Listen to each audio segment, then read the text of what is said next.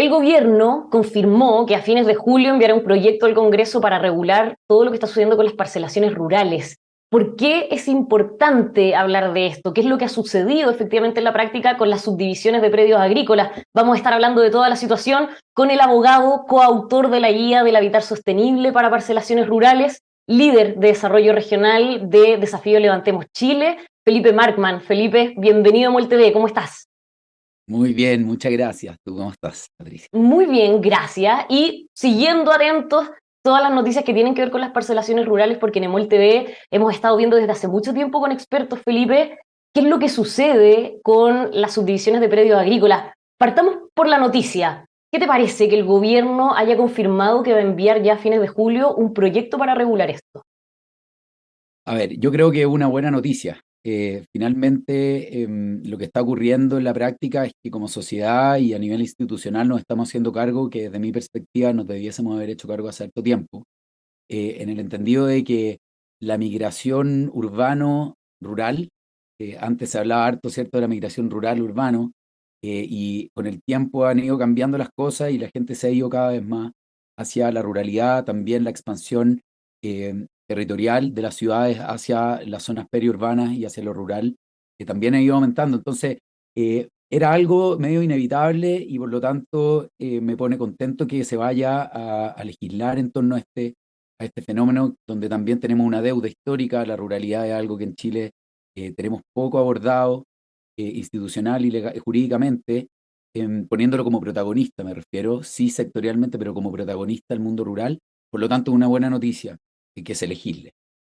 Bueno, todo esto viene después, o podríamos ir en medio de lo que ha sido esta polémica instrucción del Ministerio de Agricultura que le dio al SAG para efectivamente revisar que se cumpliera lo que tiene que ver con el artículo 55 de la ley de urbanismo. No, no nos vamos a ir tanto a lo técnico, pero entendiendo lo que se ha dado en los últimos meses, Felipe, ¿cuán importante crees que se haga algo al respecto con lo que tiene que ver el decreto de ley 3516? Y partamos por explicar qué es el decreto de ley 3516. Ya, perfecto. Para que la gente entienda, el decreto 3516 lo que hace es regular súper alineadamente con la Ley General de Urbanismo y Construcción, específicamente el artículo 55 y 56, la manera de habitar las zonas rurales, y con eso nos referimos a las subdivisiones que se pueden llevar a cabo en las zonas rurales. El decreto 3516 surge en un momento histórico en el cual lo que se quería afrontar, abordar el espíritu de la norma, era evitar que la gente de campo, que vivía en el campo, que trabajaba en el campo, estas personas se fueran a la ciudad. Por lo tanto, lo que se quería potenciar era que se quedaran en estos territorios y darles ciertas facilidades para que, quedándose en este lugar, ellos pudieran subdividir, hacer ciertas subdivisiones diferentes al mundo urbano, en el cual pudieran construir su vivienda, una vivienda para el trabajador o para su familia, y poder cultivar la tierra y trabajar la tierra. Ya, o sea, Lo que este ocurrió en la decreto estaba práctica, pensado para la década de los 80 y para el mundo campesino más que nada. exactamente, y ese era el foco, y lo que pasó en la práctica es que si bien la norma tenía un espíritu claro, que no era un foco habitacional, la norma no estaba pensada para que se generaran nuevos núcleos urbanos en la ruralidad, sino para que se quedaran los potenciales proyectos productivos y gente de campo que viviera y lo pudiera producir. Em, lo que pasó en la práctica es que el proyecto no tuvo un acompañamiento a las personas, a estas familias, y una capacitación lo suficientemente fuerte o profunda para que ellos realmente no cayeran en el segundo incentivo, que fue un contraincentivo, que fue vender las tierras y irse igual a la ciudad, y lo que fue el puntapié inicial para lo que hoy llamamos las parcelaciones de agrado y una explosión a nivel inmobiliario en estos lugares, a lo largo de todo Chile, pero principalmente en el sur de Chile, este tipo de subdivisión, que hoy efectivamente se ha convertido en un problema tremendamente grave, en el sentido, en múltiples dimensiones. La verdad es que cuando nosotros hablamos, y por eso yo te respondo que para mí me parece bien interesante que estemos legislando ahora sobre esto, es porque el habitar rural, como se le dice, esconde muchos aspectos que son determinantes para el cuidado del medio ambiente, para las potencialidades productivas de estos territorios,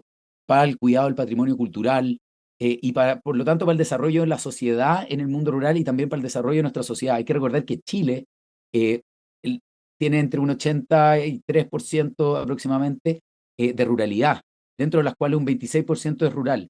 Y el 22% del PIB viene de la zona rural. Entonces tenemos todo un fenómeno ocurriendo en la ruralidad, pero no lo estamos abordando de manera ordenada, no lo estamos haciendo de manera articulada entre todas las miles de normas que tenemos asociadas a lo que ocurre en estos territorios. Hay que recordarle a la gente que la ruralidad, lo que nosotros llamamos ruralidad, nuestra planificación territorial está marcada por lo urbano, lo periurbano, lo rural y luego lo silvestre. Así se conecta nuestro territorio y por lo tanto cuando nosotros hablamos de la ruralidad, lo que nosotros estamos hablando es la llegada, esta expansión de la gente desde lo urbano hacia estos territorios rurales que también son la entrada hacia el territorio silvestre.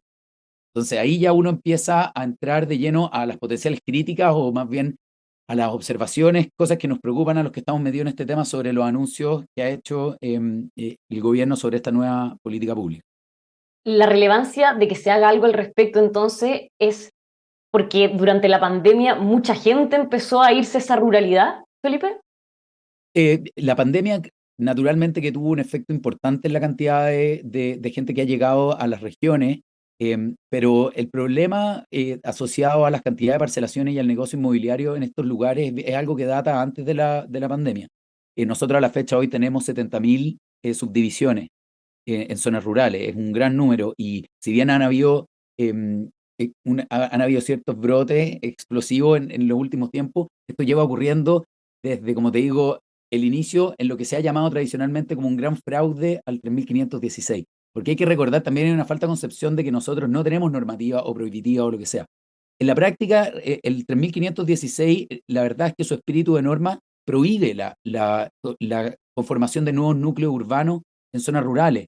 En principio, uno no debiese poder abrir calles, no debiese poder generar red eléctrica, red de agua, solamente para los productores y quienes generan este tipo de proyectos en zonas rurales. Ese era el espíritu del 3516. Lo que ocurrió en la práctica es que los seres humanos somos creativos y encontramos maromas y formas para ir haciendo calzar estas cosas en función de nuestro negocio o nueva idea.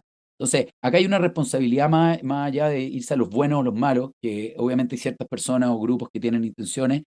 Lo más interesante es que también habla sobre un déficit de nuestra normativa para poder enfrentar la naturaleza real de las personas. Acá no hay que pensar que las personas, todos vamos a tener una calidad sociocultural para frenar los negocios, las posibles ideas. Lo que hay que pensar es en una normativa que realmente pueda ponerse en el lugar de esta multidimensionalidad de conducta y eso es la oportunidad, creo yo, en la que nos enfrentamos ahora al habitar, a regular el hábitat rural.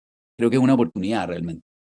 Felipe, nosotros, como te decía al comienzo, hemos estado hablando de esto con hartos expertos en el tiempo y ellos nos decían que finalmente uno de los grandes problemas es que para aquellos que se quieren ir legítimamente de las ciudades, para poder vivir en estas zonas más rurales, finalmente no tienen otra figura a la cual recurrir para tener un terreno. ¿Cómo lo ves tú?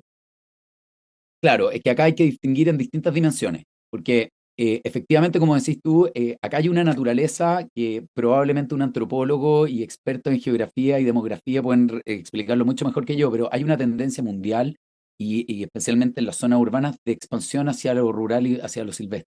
Ya sea porque la gente está buscando más naturaleza, porque quiere vivir, o porque el funcionamiento también de cómo se están estructurando las ciudades hace que la gente se vaya, eso también es un tema. Acá el pensar las cosas de manera aislada no nos ha resultado muy bien, el distinguir urbano de rural. Esas son cosas que nosotros tenemos que hoy cada vez más meter en la conversación, porque una de las cosas que nos llevó acá hoy es que, por ejemplo, en Chile tenemos un problema conceptual. Hemos definido históricamente todo lo que no es urbano es rural.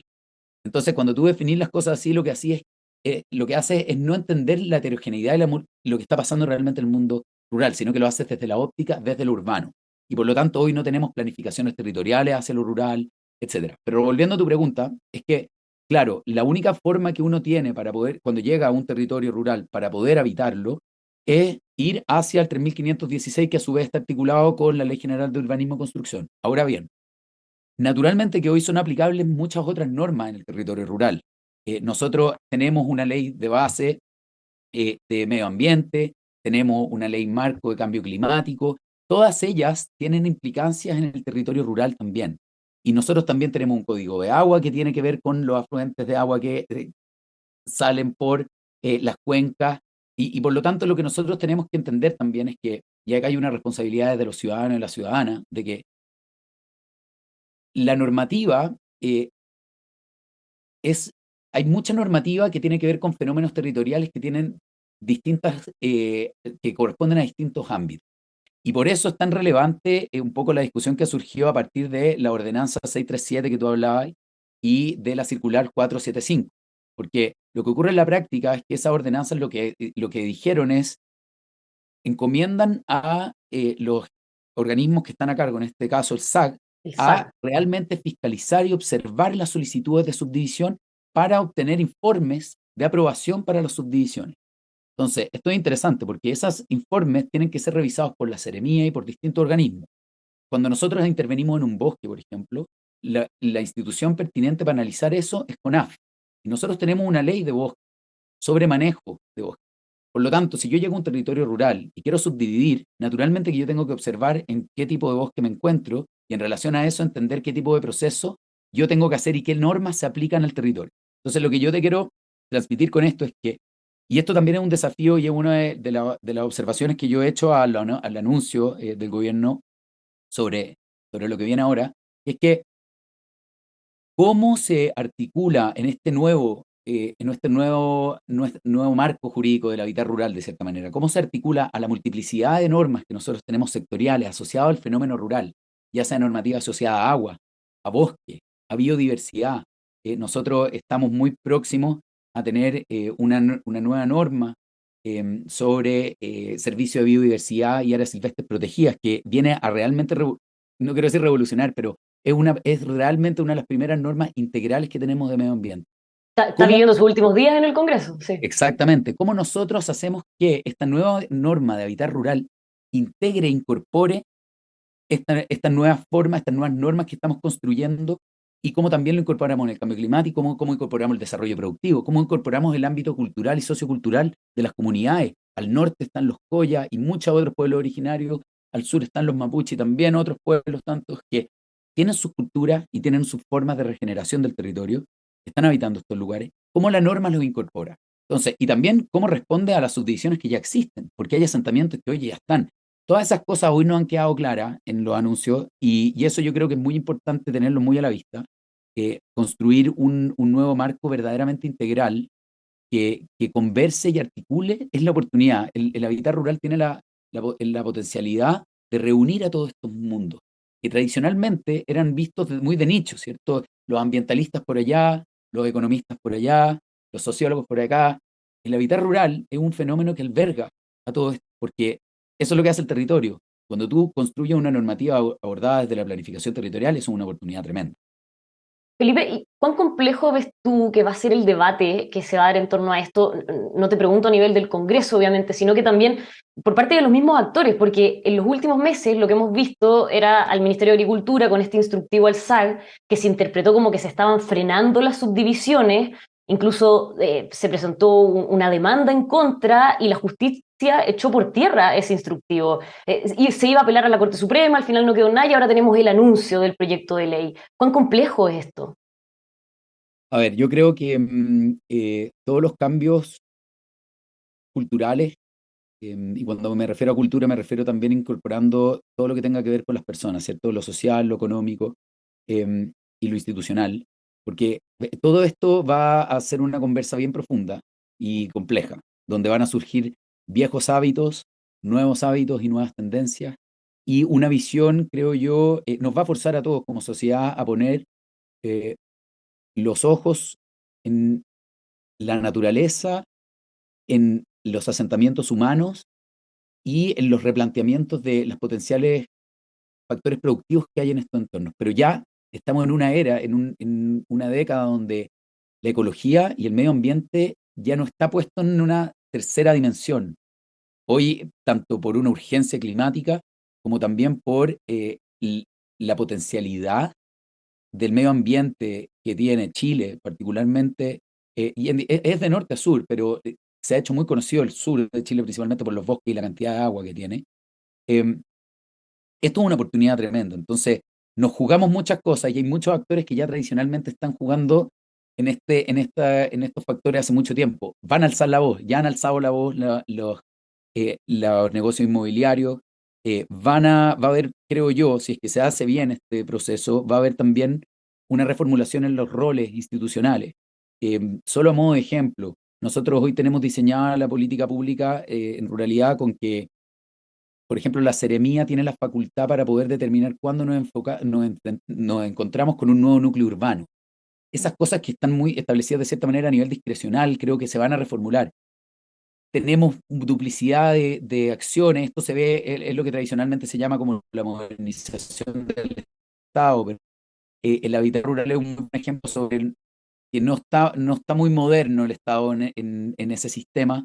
Tenemos muchas instituciones interviniendo, tenemos otras instituciones, la Superintendencia de Medio Ambiente se ha ido metiendo cada vez más, pero no así el SEA. Entonces estamos, yo creo que lo que va a ocurrir, respondiendo a tu pregunta, va a ser álgida la conversa a nivel institucional, va a ser álgida la conversa a nivel privado. Creo que es muy importante la participación de organizaciones sin fines de lucro, organizaciones de base territorial y de base funcional en la discusión también. Y a mí lo que más un poco me preocupa hoy, yendo un poco a lo concreto a los anuncios, es que ha venido principalmente del Ministerio de Agricultura y el Ministerio de Vivienda y Urbanismo, los anuncios. De hecho, se habla de ingresar los proyectos en esas dos comisiones en el Congreso.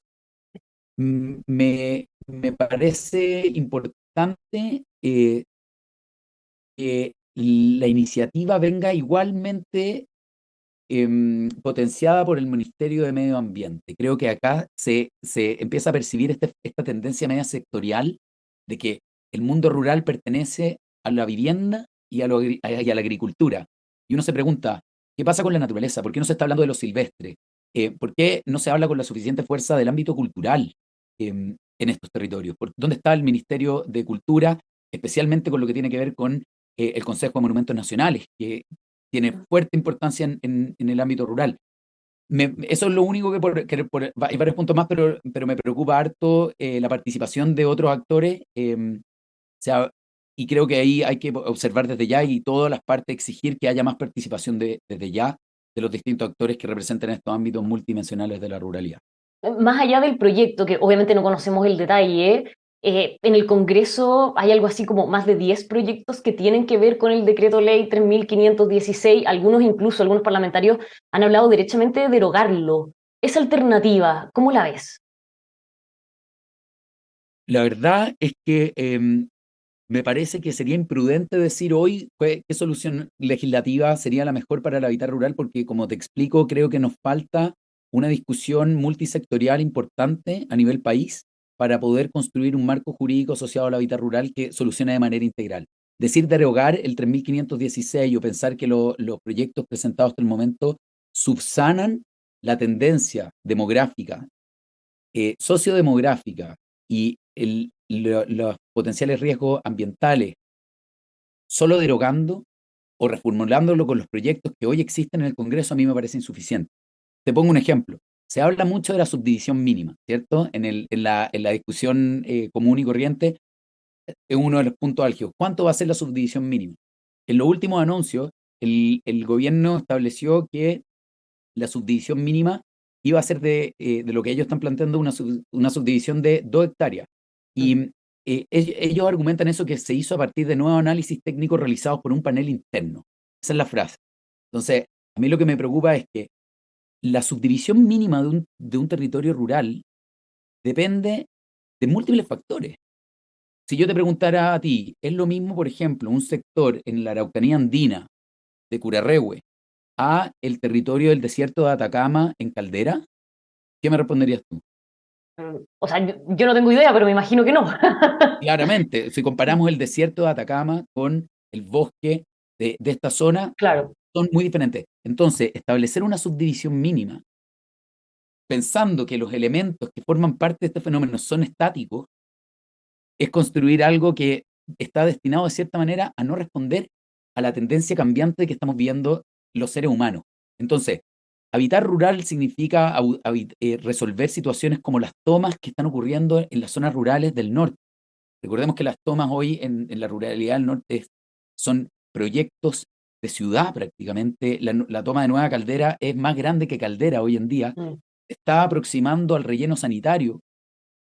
Entonces, estamos en un problema de planificación territorial. Entonces, la pregunta que tú me haces yo creo que la solución no viene por derogar o por seguir los proyectos que ya han sido planteados, porque creo que esos proyectos, si bien tienen buenas intenciones, no contemplan la multidimensionalidad que estamos hablando nosotros ahora. Creo que un nuevo marco jurídico y una nueva política pública asociada al hábitat rural tiene que tener directa relación con los planes de ordenamiento territorial. En ese sentido, el PROT, el Plan Regional de Ordenamiento Territorial, es fundamental. Esto también tiene directa relación con la ley de regionalización, la 21.074, entonces, esta nueva discusión va a tener muchos de estos procesos. No es tan simple como, y esto era uno de mis temores, construir políticas públicas desde lo reactivo. En este caso, por ejemplo, a modo burdo, decir, vamos a construir una política pública para responder a la alta cantidad de subdivisiones que está haciendo el negocio inmobiliario.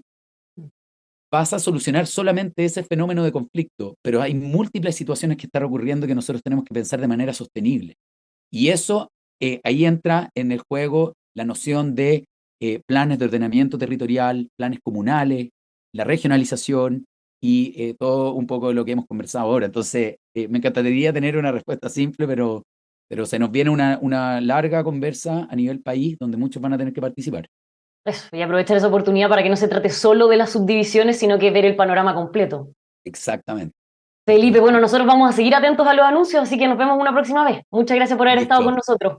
Que estés muy bien. Gracias a ti. Y Chao, chao. que estén muy bien. Y por supuesto, a todos ustedes que nos están viendo, los dejamos invitados a que sigan con nosotros aquí en emol.com.